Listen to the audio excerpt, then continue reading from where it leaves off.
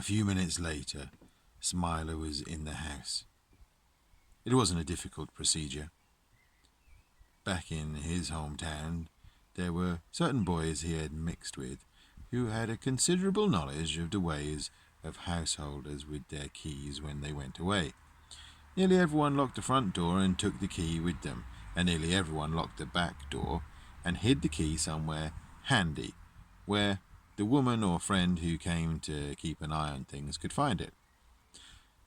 The back door key of Ford Cottage was tucked away on a low rafter that formed part of the support for the porch over the door.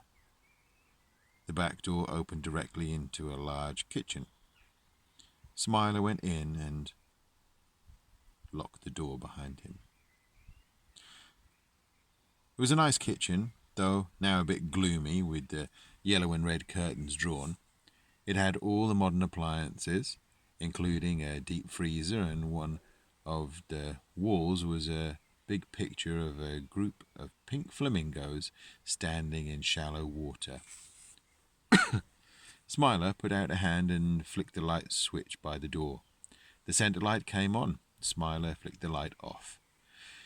He went to the sink and turned the cold tap. Water ran from it. He turned the hot tap. No water came from it. Smiler decided that if it became necessary, he would puzzle that one out later. The most pressing need at the moment was to find some food and something warm to wear. 5 minutes later, Smiler was out of the cottage, the back door locked and the key returned to its place, and up in the hayloft of the barn.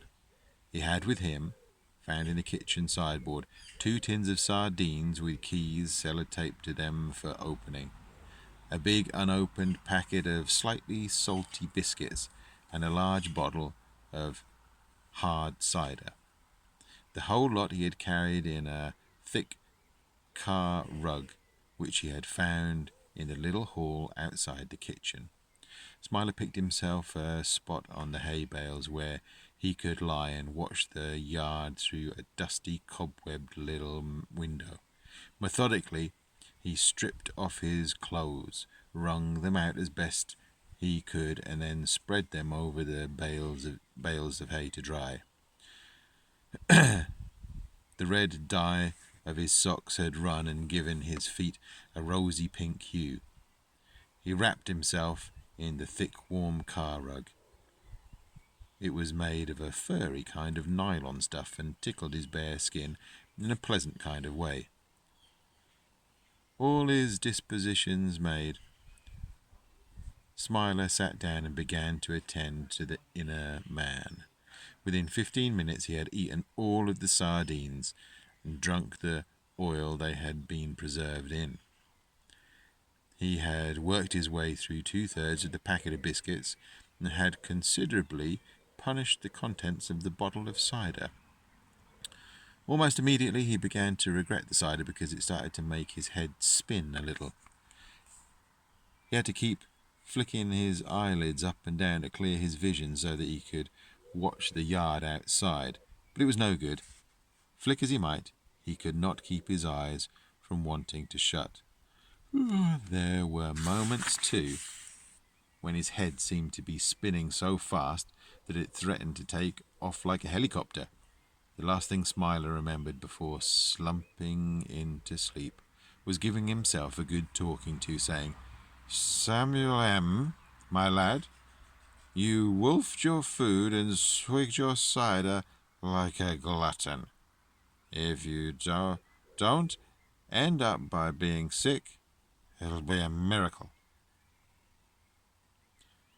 While Smiler was sleeping flat out on his hay bales in the loft, and snoring so loudly that anyone who had come by the barn would have heard him, Yarra was about 1.5 miles away from him on the far side of the valley through which the river by Ford Cottage ran. The rain had slackened to a thin drizzle now. Some time before, following the line of the road she had first seen, Yarra had found herself coming into an area with more and more cottages and houses. Instinctively she had turned away southwards to avoid although she didn't know it. What were the outskirts of the town of Warminster? Her restlessness was still with her, and with it now there was also another feeling. Yarra was hungry. It was between 5 and 6 o'clock in the afternoon, which was past the time at which the cheetahs were normally fed. More significantly, this day was a Tuesday, which meant that Yarra was hungrier than usual because in the Longleat Animal Reserve, Monday was a fast day for all the big cats.